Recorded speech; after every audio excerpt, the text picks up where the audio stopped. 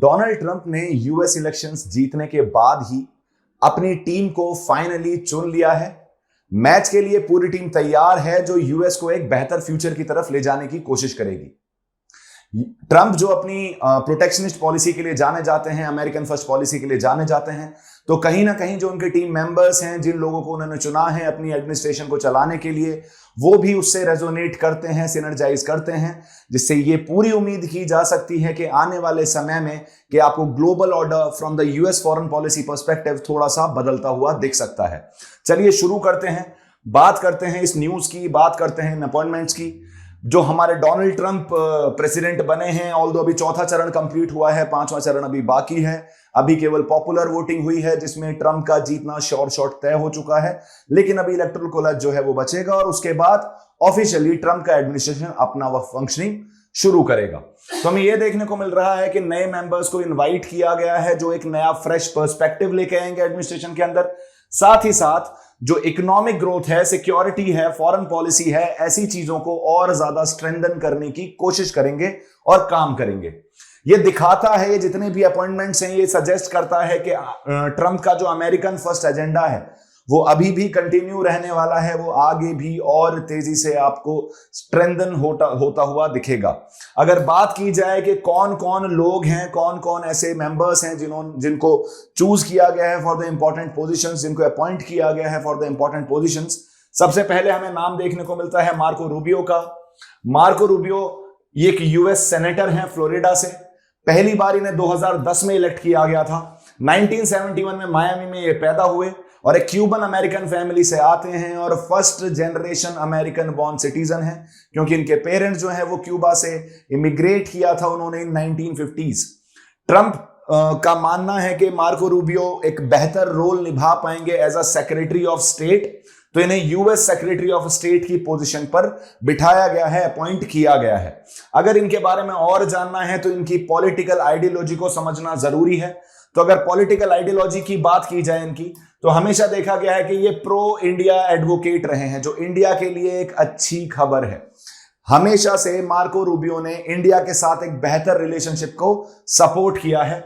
उन्होंने बोला है कि इंडिया और यूएस का जो डिफेंस एंड सिक्योरिटी टाइज हैं उनको मल्टीफोल्ड बढ़ाने की जरूरत है, so that security scenario regional as well as global perspective से और ज्यादा बेहतर किया जा सके। चाइना के क्रिटिक की तरह देखा जाता है इन्हें। ये चाहते हैं कि जो चाइना की ट्रेड प्रैक्टिसेस हैं ये काफी ज्यादा चाइनीज ओरिएंटेड हैं और यूएस के इंटरेस्ट में काम नहीं करती हैं। इसलिए वो चाहते हैं कि यूएस की जो डिपेंडेंस है चाइना के ऊपर उसे कम किया जाए, specifically in the sectors like manufacturing and technology. तीसरी चीज, टेक्नोलॉजिकल एंड इकोनॉमिक सोवरेनिटी की बात करते हैं मार्को रूबियो। इनका मानना है कि यूएस को अपनी खुद की मैन्युफैक्चरिंग टेक्नोलॉजी को इंप्रूव करना होगा, जिससे वो चाइना के ऊपर अपना टेक्नोलॉजिकल रिलायंस कम कर सकें। Last but not the least, regional security के लिए ये चाहते हैं कि बेटर डिफेंस एलाइज बनाए जाएं, स्पेशली इंडिया के साथ, जिससे चाइनीज एक्सपेंशनिज्म या चाइनीज थ्रेट को काउंटर किया जा सके। तो अब तक मोटा मोटा आपको यह समझ में आ गया होगा कि जो हमारे मार्को रूबियो जो यूएस सेक्रेटरी ऑफ स्टेट अभी नए अपॉइंट किए गए हैं वो प्रो इंडिया और एंटी चाइनीज अप्रोच के लिए जाने जाते हैं, which is certainly a good news from the Indian perspective. जो सेकंड इंपॉर्टेंट नेम हमें देखने को मिलता है that is Robert Lighthizer. Robert Lighthizer अपनी प्रोटेक्शनिस्ट पॉलिसीज के लिए जाने जाते हैं। Is considered to be the champion of protectionist policies और American first policies. Trump administration के फर्स्ट टर्म में भी इन्होंने फंक्शन किया था ट्रेड रिप्रेजेंटेटिव की तरह। अब रॉबर्ट लाइटहाइजर ये जब खुद प्रोटेक्शनिस्ट हैं तो और majority of the trade perspective भी ट्रंप का ये खुद ही संभालते हैं। जैसे मैंने बताया पहले भी फंक्शन कर चुके हैं ट्रंप के अंदर और अपने प्रोटेक्शनिस्ट स्टांस के लिए जाने जाते हैं। अपने लिए ये स्पेसिफिकली इनको भी माना जाता है कि ये काफी ज्यादा क्रिटिकल हैं, काफी ज्यादा क्रिटिक हैं चाइना के और उनकी ट्रेड पॉलिसीज के, और इसलिए सर्टेनली ऐसा एक्सपेक्ट किया जा रहा है कि आने वाले समय में आपको यूएस और चाइना के बीच में एक ट्रेड वॉर देखने को मिल सकती है। ये बिल्कुल नहीं चाहते कि चाइना को एमएफएन स्टेटस के साथ कंटिन्यू किया जाए, जिससे चाइना के इंपोर्ट के ऊपर टैरिफ मल्टीफोल्ड्स बढ़ाया जा सके without violating the rule and order of WTO. इनको सेलेक्ट किया गया है as a US trade representative. Right. अब इनकी पॉलिटिकल आइडियोलॉजी के बारे में अगर जाना जाए तो ये ट्रेड वॉर आर्किटेक्ट माना जा सकता है इन्हें। फर्स्ट टर्म में भी जो आपको चाइनीज इंपोर्ट्स पे टैरिफ बढ़ता हुआ दिखा था, यूरोपियन इंपोर्ट्स पे टैरिफ बढ़ता हुआ दिखा था, जापानीज इंपोर्ट्स पे टैरिफ बढ़ता हुआ दिखा था, इवन इंडियन इंपोर्ट्स पे जो यूएस के अंदर टैरिफ बढ़ता हुआ दिखा था, उसके लिए आप लाइटहाइजर को ही रेस्पॉन्सिबल मान सकते हो। लेकिन इनका मेजर फोकस स्पेशली इस टर्म में चाइना के ऊपर रहने वाला है जिससे चाइनीज इंपोर्ट के ऊपर रिलायंस कम किया जा सके। प्रोटेक्शनिस्ट स्टैंड के लिए जाने जाते हैं जिससे यूएस मैन्युफैक्चरिंग जॉब्स को प्रोटेक्ट किया जा सके और इमिग्रेंट्स जो हैं जो यूएस के अंदर आके नौकरियां कर रहे हैं, जो जॉब्स अपॉर्चुनिटी ढूंढ रहे हैं, उनके लिए थोड़ी सी दिक्कत देखने को मिल सकती है। लेकिन that is good for the local population of US. But economic mobility और इमिग्रेशन में डिफरेंशिएट करना सीखना पड़ेगा यूएस को भी, otherwise it will not be possible for US to continue for long. और इतना ज्यादा वर्कफोर्स उनके पास नहीं है कि वो अपनी लोकल पॉपुलेशन पे ही डिपेंडेंट रहकर सस्टेन कर सकें अपनी इकोनॉमी को। इंडियन ट्रेड रिलेशन के लिए भी बहुत ज्यादा अच्छी खबर नहीं है लाइटहाइजर का आना, क्योंकि 2019 में जनरलाइज सिस्टम ऑफ प्रेफरेंस से इंडिया को बाहर कर दिया गया था और इसके लिए पूरी तरीके से रिस्पॉन्सिबल लाइटहाइजर ही थे। अब ये जीएसपी क्या है? डेवलपिंग कंट्रीज को स्पेशल प्रोटेक्शन प्रोवाइड किया जाता है, उनके प्रोडक्ट को कंसेशन प्रोवाइड किए जाते हैं। जैसे for example India is a developing country और इंडिया का कोई प्रोडक्ट अगर आपको यूएस जाता हुआ दिखता है तो उनके ऊपर टैरिफ रिलेटिवली कम लगाया जाएगा, क्योंकि इंडिया को GSP generalize system of preferences के अंदर डाल रखा है। और जब टैरिफ कम लगाया जाएगा तो जो मार्केट प्राइस होगा उन इंडियन प्रोडक्ट्स का यूएस मार्केट के अंदर वो रिलेटिवली कम देखने को मिलेगा, जिससे आपको उनकी मार्केट कॉम्पिटिटिवनेस बढ़ती हुई दिखेगी। लेकिन 2019 में इंडिया को जीएसपी से बाहर निकाल दिया गया था, जिसकी वजह से इंडियन एक्सपोर्ट जो यूएस की तरफ जाते हैं उसमें लगभग $5.7 बिलियन का इंपैक्ट देखने को आया था। डब्ल्यूटीओ को क्रिटिसाइज करते हैं लाइटहाइजर। उनका सीधा सीधा कहना है कि जो डिस्प्यूट सेटलमेंट मैकेनिज्म है डब्ल्यूटीओ का, that is not working in the interest of developed world or the US, rather it is working in the interest of developing world। और ये स्पेसिफिकली आप कनेक्ट करके देख सकते हो दोहा डेवलपमेंट एजेंडा से, जो 2001 से आपको फंक्शन करता हुआ दिखता है। WTO की शुरुआत it was done by developed countries for their own interest, लेकिन 6 साल बाद ही 2001 में जब दोहा डेवलपमेंट एजेंडा आया तो WTO का जो फोकस है वो डेवलपिंग कंट्रीज की तरफ शिफ्ट होता हुआ दिखता है, और तभी से यूएस को इस चीज से प्रॉब्लम भी है। और इसलिए वो WTO के जो स्क्रूटिनी होती है यूएस टैरिफ्स के उसको बहुत ज्यादा सपोर्ट नहीं करते। चाइना की तरफ एक स्ट्रेटेजिक शिफ्ट देखने को मिल सकता है। MFN का स्टेटस छीना जा सकता है चाइना से, जिससे वहां आपको जॉब लॉसेस भी देखने को मिल सकते हैं। और इंपोर्ट जो बेसिकली जॉब लॉसेस जो यूएस के अंदर होंगे चाइनीज पर्सपेक्टिव से, और जो इंपोर्ट रिड्यूस होगा चाइनीज इंपोर्ट, उसका एक मेजर इंपैक्ट देखने को मिलेगा चाइना के ऊपर। अब ये MFN क्या है? Most favoured nation. ये मिसनोमर है, इसमें किसी को फेवर नहीं किया जाता, रैदर ये इक्वालिटी लाने का एक तरीका है WTO पर्सपेक्टिव से। WTO का जो कंसेप्ट है मोस्ट फेवर्ड नेशन, ये बोलता है कि अगर आप किसी को MFN का स्टेटस देते हो तो आप उसके साथ डिस्क्रिमिनेट नहीं करोगे। अगर आप किसी दूसरी कंट्री के साथ 20% टैरिफ लगा रहे हो तो आप सामने वाले के ऊपर 45% नहीं लगा सकते अगर आपने उसे MFN का स्टेटस दे रखा है। तो MFN स्टेटस आपको इक्वालिटी और इंक्लूसिविटी शोकेस करता है ट्रेड के अंदर, और MFN स्टेटस को हटाने की बात चल रही है चाइना के ऊपर से। ट्रंप ने अपनी इलेक्शन कैंपेन में भी ये चीज कही थी कि MFN स्टेटस हटाया जाएगा और टैरिफ का रेट जो है चाइनीज इंपोर्ट पे काफी बढ़ाया जाएगा। जो नेक्स्ट हमारे पास कैंडिडेट हैं जिनको अपॉइंट किया गया है इस तुलसी गबार्ड। तुलसी गबार्ड काफी नामी पर्सनैलिटी हैं। इनको ये एक अमेरिकन पॉलिटिशियन है, मिलिट्री वेटरन है, आई मीन यूएस मिलिट्री में भी सर्व कर चुकी हैं, और अपने इंडिपेंडेंट और अनकन्वेंशनल व्यूज के लिए जानी जाती हैं यूएस पॉलिटिक्स के अंदर। इनका जन्म हुआ 12 अप्रैल 1981 को 1981 को। कहां हुआ? अमेरिकन समोआ में। लेकिन जो इनकी अपब्रिंगिंग हुई है वो हवाई के अंदर हुई है। गबार्ड ने हिस्ट्री बनाई जब ये पहली हिंदू मेंबर बनी यूएस कांग्रेस की, और जब ये पहली फीमेल कॉम्बैट वेटरन बनी जिन्होंने कांग्रेस के अंदर सर्व किया है। तो ऑलरेडी काफी ज्यादा अचीवमेंट्स हैं इनके पास, काफी ज्यादा नोन पर्सनैलिटी हैं यूएस के अंदर। डोनाल्ड ट्रंप ने इनको अपॉइंट किया है as the director of national intelligence, मतलब जितनी भी इंटेलिजेंस एजेंसीज यूएस के अंदर फंक्शन करेंगी उनको हेड करने वाली हैं तुलसी गबार्ड। अगर इनकी पॉलिटिकल आइडियोलॉजी के लिए जाना जाए तो ये एक नॉन इंटरवेंशनिस्ट अप्रोच के लिए जानी जाती हैं। इनका स्टैंड हमेशा ये रहता है कि यूएस को कम से कम इंटरफेयर करना चाहिए इन दी अफेयर्स ऑफ अदर कंट्रीज, क्योंकि इवेंचुअली उससे यूएस इंटरेस्ट ही हर्ट होते हुए दिखते हैं। तो इसलिए ये एडवोकेट करती हैं थोड़ी सी रेस्ट्रेन्ड यूएस पॉलिसी, थोड़ा सा रुका हुआ, मतलब बहुत ज्यादा इंटरफेयर नहीं करना है किसी और के मैटर में। रजीम चेंज वॉर जो जिसमें यूएस इन्वॉल्व दिखता है, चाहे वो मिडिल ईस्ट में हो, चाहे वो बांग्लादेश में हो, चाहे वो ईरान में हो, इराक में हो, अफगानिस्तान में हो, इन सब को ये सपोर्ट नहीं करती हैं, क्योंकि इनका मानना है कि ये इंस्टेबिलिटी लाता है उन रीजन्स के अंदर और इवेंचुअली यूएस इंटरेस्ट को हार्म करता है। लास्ट, ये डिप्लोमेसी और पीसफुल सॉल्यूशंस पे ज्यादा रिलाई करती हैं rather than military perspective, war perspective.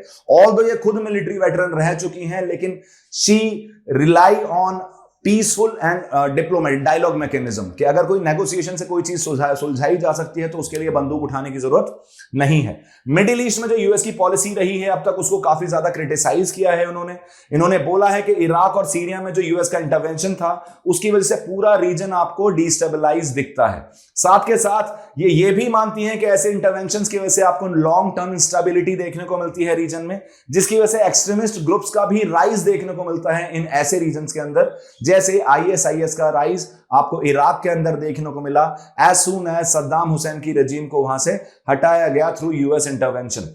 इनकी एक कंट्रोवर्सी में भी पड़ी थी 2017 के अंदर। बशर अल असद से इन्होंने मीटिंग की। Bashar al Assad is the president of Syria, जो रशियन रजीम को सपोर्ट करते हैं और अमेरिकन इंटरेस्ट को हर्ट करने के लिए सोचते हैं, एटलीस्ट ऐसा यूएस को लगता है। तो जब इन्होंने 2017 में ये बशर अल असद से मिली तो इन्हें काफी ज्यादा क्रिटिसिज्म झेलना पड़ा। इन्होंने अपने आप को डिफेंड किया कि ये मेरा एक एफर्ट था जिससे मैं पीस की तरफ जा सकूं थ्रू डायलॉग मैकेनिज्म, जिससे मिलिट्री इन्वॉल्वमेंट को आने वाले समय में और कम किया जा सके। हाउएवर, इनका जो अनकन्वेंशनल पॉलिसीज है उसे क्रिटिसिज्म भी झेलने को मिलता है, काफी बार एप्रिसिएशन भी मिलता है। तो she is going to be the centre of so many things in the coming future, तो इन पर नजर बनाए रखिएगा। नेक्स्ट जो हमारे पास पर्सनैलिटीज हैं जिनको अपॉइंट किया गया है, इनको हेड किया गया है director of government efficiency. Basically दो लोग हैं, दोनों को आप जानते होंगे। एक इंसान का नाम है इलॉन मस्क, एक कंट्रोवर्शियल पर्सनैलिटी है, एक बड़बोला आदमी है। दूसरा इज विवेक रामास्वामी। विवेक रामास्वामी भी इससे पहले आपको रिपब्लिकन प्रेसिडेंशियल कैंडिडेट की तरह दिखे थे, इवेंचुअली उन्होंने फिर विड्रॉ कर लिया वहां से। अगर इलॉन मस्क के बारे में माना जाए तो ये एक विजनरी एंटरप्रेन्योर डेफिनेटली कहा जा सकता है।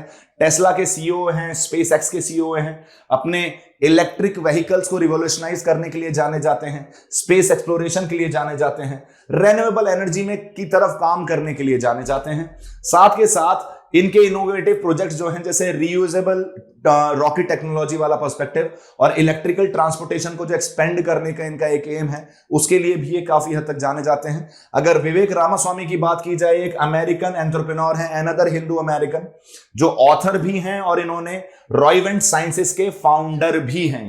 ये स्ट्रॉन्ग एडवोकेट हैं, फ्री मार्केट कैपिटलिज्म के लाइसेंसफेयर को सपोर्ट करते हैं, कम से कम गवर्नमेंट इंटरफेरेंस को सपोर्ट करते हैं in economic activities with in an economy, और अमेरिकन वैल्यूज को काफी ज्यादा सपोर्ट करते हैं। कॉर्पोरेट वोकनेस पर इनका स्टैंड और इनोवेटिव ड्रग डेवलपमेंट पे इनका स्टैंड काफी स्ट्रांग देखने को मिलता है।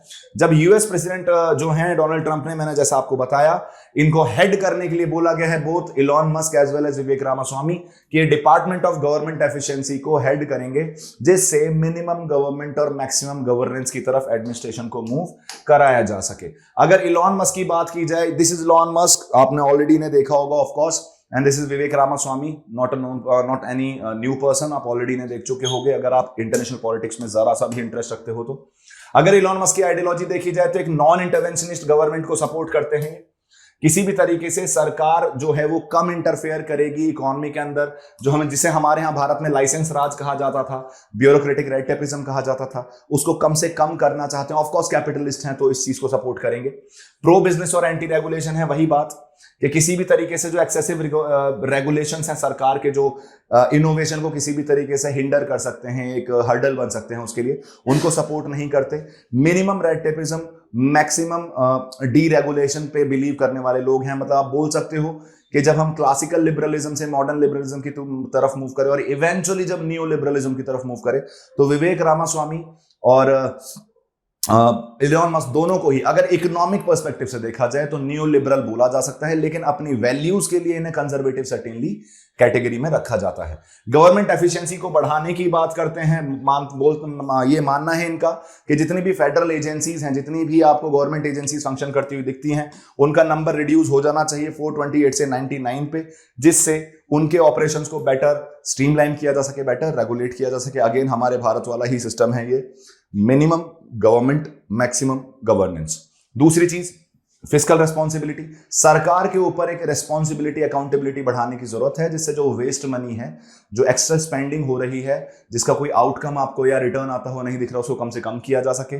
पब्लिक ट्रांसपेरेंसी की जरूरत है, जिससे वेस्टफुल स्पेंडिंग को और बेटर कंट्रोल किया जा सके। तो आप मिनिमम गवर्नमेंट मैक्सिमम गवर्नेंस की तरफ मूव करते हुए देखेंगे। Same goes with Vivek Ramaswamy.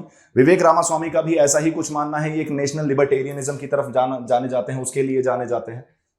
National libertarianism मतलब जैसे मैंने आपसे बोला, न्यू लिबरल अप्रोच के लिए जाने जाते हैं, इकोनॉमिक ग्रोथ पे फोकस करने के लिए जाने जाते हैं, और इंडिविजुअल फ्रीडम पर्सपेक्टिव के लिए भी जाने जाते हैं। ये भी इलॉन मस्क की तरह चाहते हैं कि जो साइज और पावर है गवर्नमेंट का, गवर्नमेंट एजेंसीज का, उन्हें ज्यादा से ज्यादा रिड्यूस किया जा सके, जिससे बेटर तरीके से उनके ऑपरेशंस को, उनके फंक्शंस को स्ट्रीमलाइन और रेगुलेट किया जा सकता है। कंजर्वेटिव अप्रोच है इनकी और एंटी ब्यूरोक्रेसी है, ब्यूरोक्रेटिक रेड टेपिज्म से बिल्कुल दूर भागते हैं, चाहते हैं मिनिमाइज्ड रेगुलेशन होना चाहिए गवर्नमेंट का। न्यू लिबरल अप्रोच है, इकोनॉमिक वाली लाइजोस्फेयर अप्रोच है कि मार्केट से ज्यादा समझदार कुछ और नहीं होता, तो you do not need to regulate the market.